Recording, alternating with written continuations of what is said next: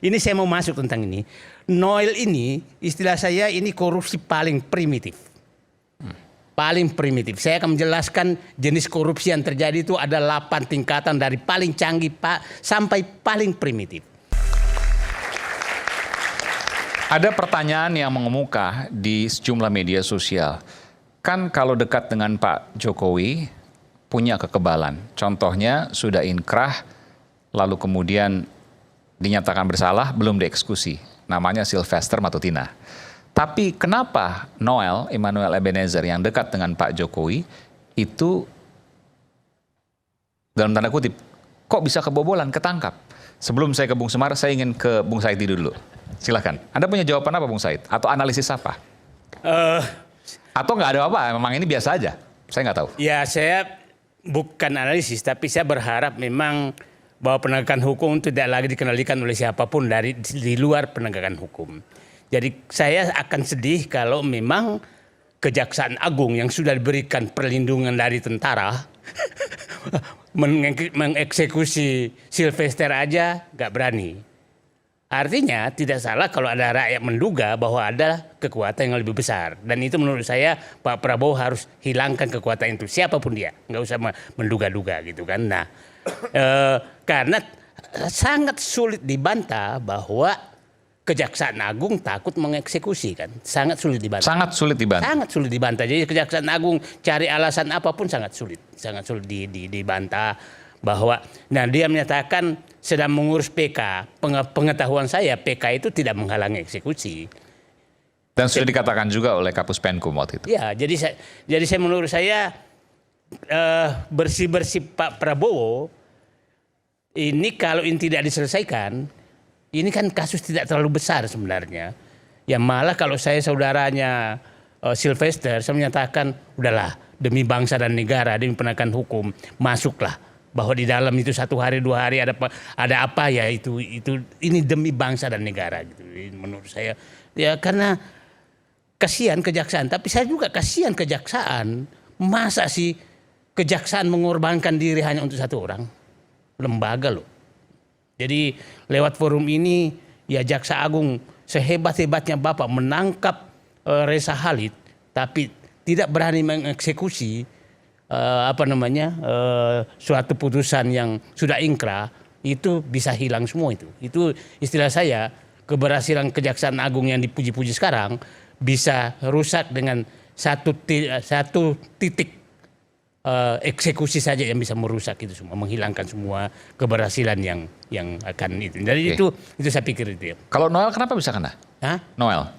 Kalau ini saya mau masuk tentang ini. Noel ini istilah saya ini korupsi paling primitif. Paling primitif. Saya akan menjelaskan jenis korupsi yang terjadi itu ada 8 tingkatan dari paling canggih sampai paling primitif. Korupsi Noel ini tiba setingkat di atas tukang catut karcis di bioskop. Itu setingkat di atas itu aja. Nah, ya setara dengan sogokan maklar SIM di Melangani, setingkat itu. Tapi saya katakan primitif tapi agak barbar.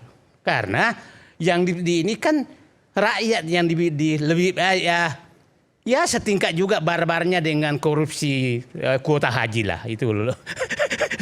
Agak barbar. Nah, saya ingin agar publik paham korupsi yang paling canggih ada 8 jenis tingkatan korupsi yang paling canggih, mulai paling canggih sampai paling primitif. Satu adalah kerjasama keuangan. Jadi jangan heran bahwa banyak sekali konsultan keuangan cepat sekali kaya. Karena itu adalah tempat permainan korupsi paling gampang. Saya kasih contoh beginilah. Umpamanya BUMN butuh modal dari luar. Maka berebutlah konsultan keuangan datang dengan berbagai tingkat suku bunga dan lain-lain. Dan tidak bisa dibantah. Coba itu bisa triliunan. Dan kita tidak tahu berapa kickbacknya. Kita nggak pernah bisa tahu. Nah, kita tahu semua teman-teman yang agak kaya raya itu di Indonesia sebagian besar bergerak di situ.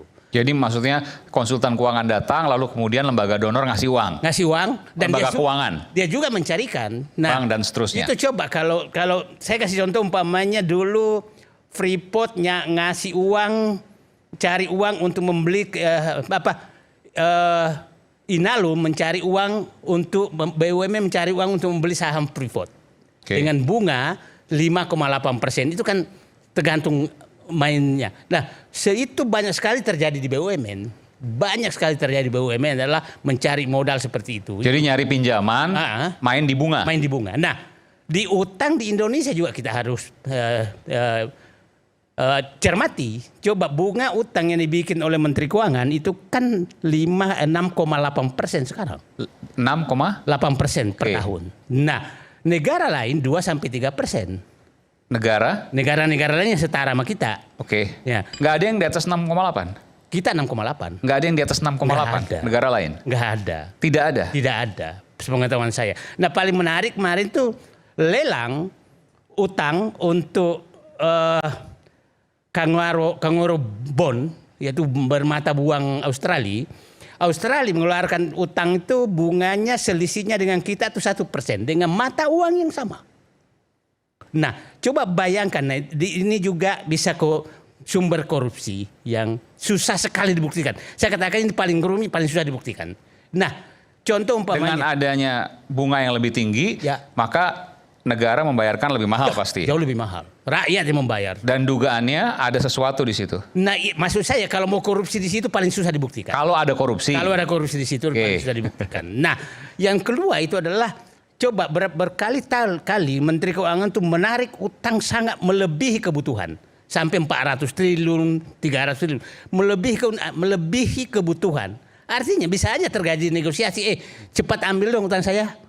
Uang saya kan lumayan 1 bulan di dalam, kalau 6% tinggi sekali. Nah, itu yang pertama. Yang kedua adalah sebelum pertama dulu ini karena bicara ini ada komentar nggak soal itu? Karena ini agak serius nih. Oke. Soal apa itu? Tadi bunga kita kenapa lebih tinggi dibanding negara-negara lain? Meskipun tadi saya tanya ada nggak yang lebih tinggi? Nggak ada menurut sepengetahuan dari Pak Said Didu. Artinya ada hal yang janggal di situ. Anda mau sampaikan sesuatu? Iya. Saya justru lebih tertarik pertanyaan. Enggak, yang ini. Karena ini perlu diklarifikasi juga. Ya kalau untuk soal itu mungkin Bang Said Didu punya beberapa data ya yang tadi disampaikan. Ya mungkin saja juga begitu. Mungkin saja memang apalagi prakteknya Bang Didu kan juga pernah menjadi bagian dari pemerintahan gitu Aiman. Jadi bahwa memang yang tadi. Jadi Anda setuju bahwa patut dicurigai? Ya mungkin saja. Jadi kemungkinan itu kan mungkin saja. Jadi apa yang disampaikan ketika memang itu berbasiskan sesuatu yang informasi datanya, ya saya rasa juga ada kemungkinan itu bisa terjadi. Tapi bahwa memang ini akhirnya kalau bicara soal pelanggaran-pelanggaran kan larinya ke individu juga.